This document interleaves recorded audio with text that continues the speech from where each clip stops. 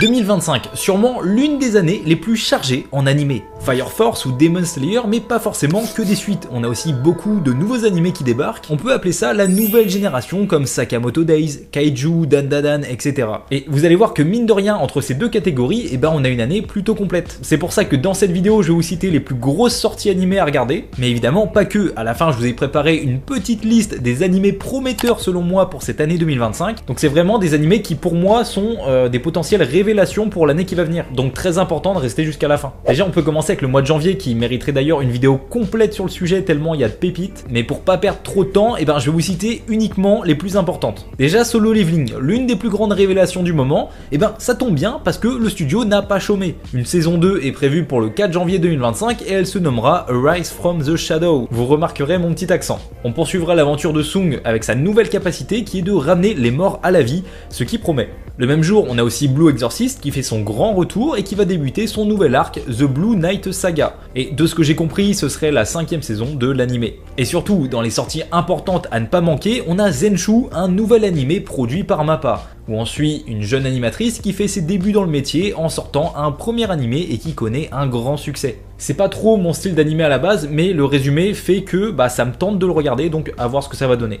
En plus, c'est produit par MAPPA, donc gage de qualité. Sachez qu'on aura aussi la fin de l'animé Dr Stone en janvier. Alors la fin, elle s'étendra sur 3 parties. J'ai l'impression maintenant que tous les studios font ça pour les fins d'animé. On aura donc la première partie de la saison 4 en janvier et le reste pour l'instant, on n'a pas d'infos. En parlant de suite, on aura la saison 2 des Carnets de l'apothicaire le 10 janvier et le lendemain, l'arrivée très attendue de Sakamoto Days. Le manga a enfin réussi à avoir son adaptation en animé. Et ce qui est fou, c'est qu'il a commencé à être prépublié en fin 2020 et que en quelques années, il a eu tellement de succès que du coup il a réussi à avoir son adaptation en animé. On suivra un légendaire assassin à la retraite qui est maintenant patron d'une petite épicerie, mais malheureusement il va devoir reprendre du service. Sakamoto Days, c'est un passage obligatoire pour cette année, vous devez le regarder.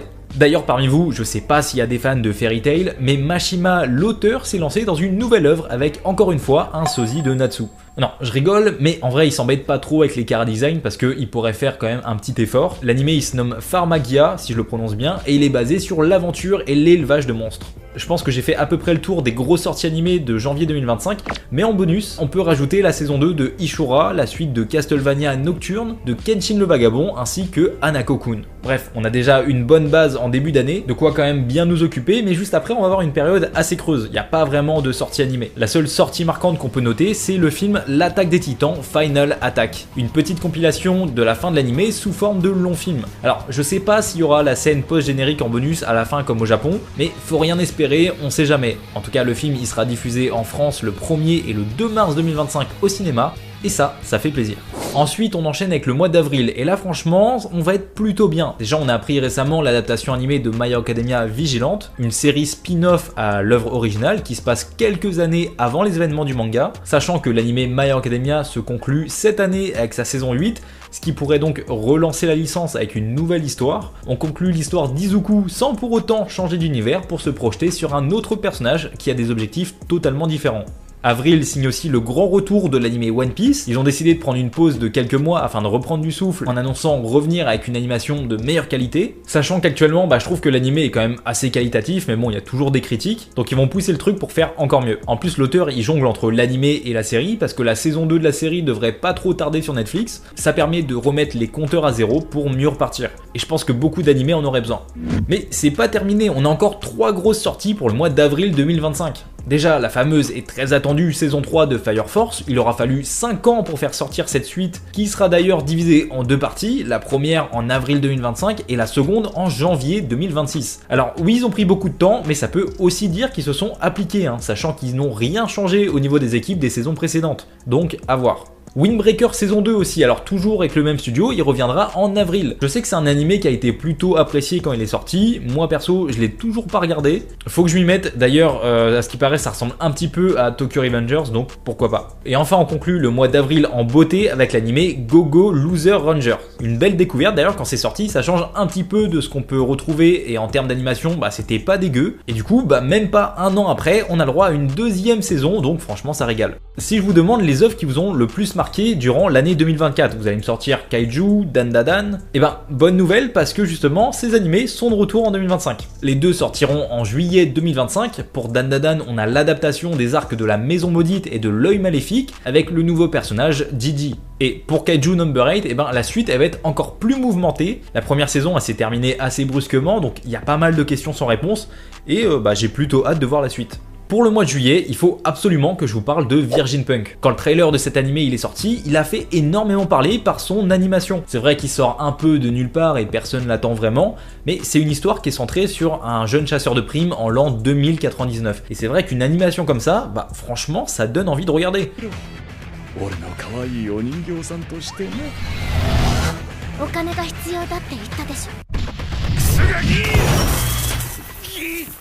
あんたの懸賞金。ニューヒロインの誕生だ。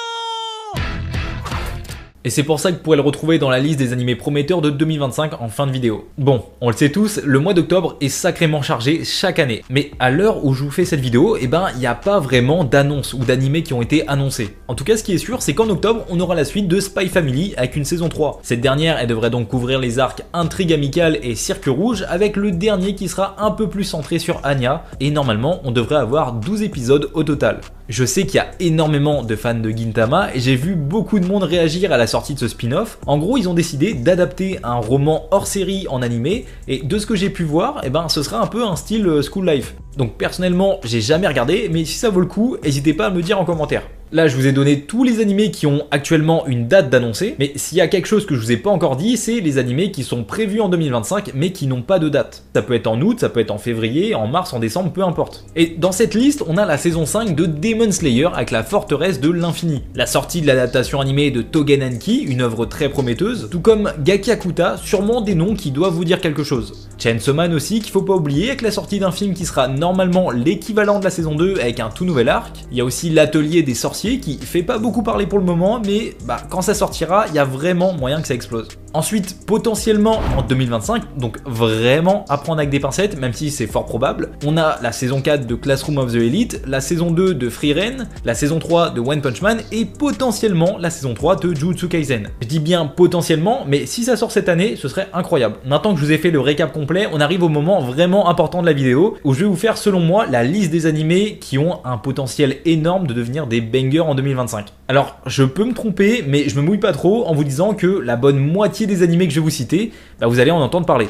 Déjà, Sakamoto Days, là-dessus je parie ce que tu veux, qui fera très certainement partie des chefs-d'œuvre pour cette année. Ça va faire un petit peu comme Dandadan à sa sortie. Alors, il y en a un autre qui m'a tapé à l'œil, c'est Okitsura, un animé de comédie et de romance qui a une animation plutôt prometteuse. À vrai dire, c'est pas une œuvre où vous aurez des combats à droite à gauche parce que c'est pas l'objectif. Ici, on a une histoire assez chill où on suit un gars de la ville qui vient de s'installer à Okinawa, donc c'est vraiment un mood de vacances, pas prise de tête, et malgré que ce soit basé sur la romance, il y a aussi de l'humour, ce qui fait que pour moi, il va sûrement plaire à beaucoup de monde. Virgin Punk aussi, alors je lâche ma pièce dessus, mais je garantis rien du tout parce que je connais pas vraiment l'histoire, mais ça a l'air plutôt accrocheur avec une animation qui m'a personnellement convaincu. Faut voir le rendu final pour se donner un réel avis dessus, mais pour moi, je pense qu'il faut quand même garder un petit œil dessus. Dans la liste, je vais rajouter Gakiakuta. En fait, tout va dépendre de la qualité de l'adaptation animée. C'est le studio Bones qui sera chargé de l'animation, donc normalement, gage de qualité. L'histoire en elle-même, elle est très intéressante et dynamique, donc pour moi, il n'y a pas de raison que ça fonctionne pas.